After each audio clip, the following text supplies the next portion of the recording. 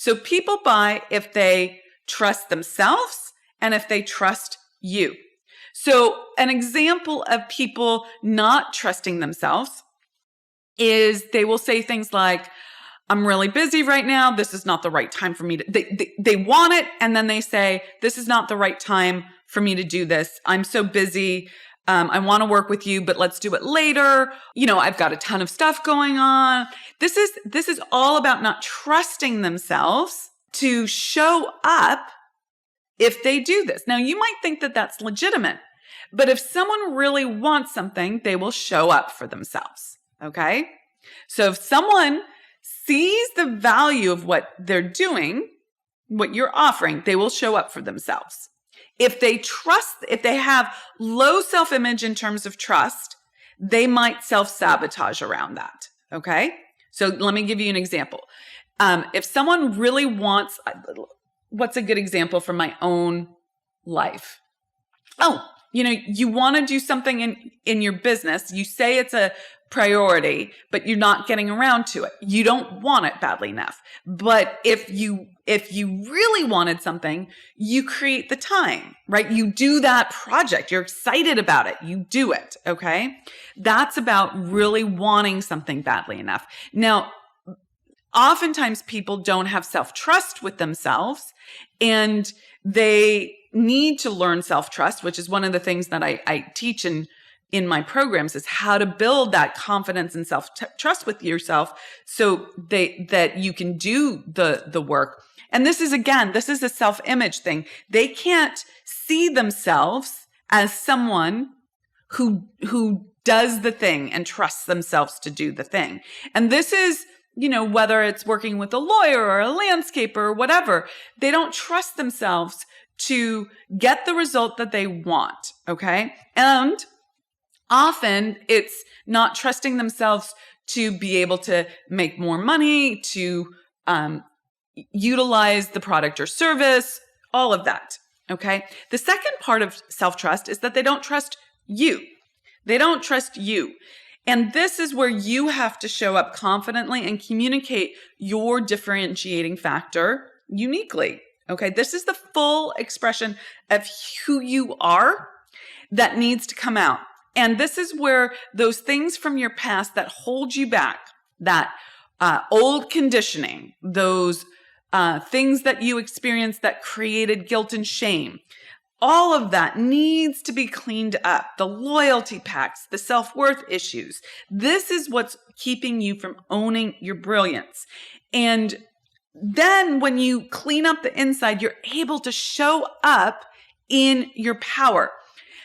On every call, you show up this way, okay? In every interaction, you show up this way, except when you don't, okay? And there's always an exception to the rule. So if you've been following my training on sales, either on podcast or if you're a client listening and you're deep into it, there are some things that you need to do to really own that sales conversation. And you could do all the inside work and still F it up if you don't own all of those tactical outer game pieces, like not being distracted, being prepared, being clear, all of those things, knowing what to offer. There's so many aspects of this, okay? So being in your power is how you serve, how you help them to step forward into more and get their problem solved, okay? This is what people are buying. They're buying your ability to communicate to them that if they pay you for your product or service, that their problem will be solved. They have to make a leap of faith, whether you're buying a lipstick in the Walgreens or $100,000, service. They have to make a leap of faith that what they're buying is going to give them what they want. You cannot know that in advance until you experience it. So you, as the person selling your product or service, need to communicate that. And you do that by being in your power. When they feel this, they trust. Okay? and they get over that uncertainty. They get over that experience of not knowing if it's going to work before they buy. Okay. And when you do this, you can increase your prices, and price is not a factor. Okay. And you do this incrementally as you build your internal self-worth and confidence, and as you build your skill set. Because remember, the law of compensation says you'll be compensated according to the need for what you do. That's the problem you solve. Your ability to do it, that is your skill set, and the difficulty in replacing you. That's your uniqueness in owning your power. Okay? When you do this, you can increase your prices, not lower your prices. And you will find that your sales will increase tremendously. You'll be able to charge more, and you'll reduce your overwhelm.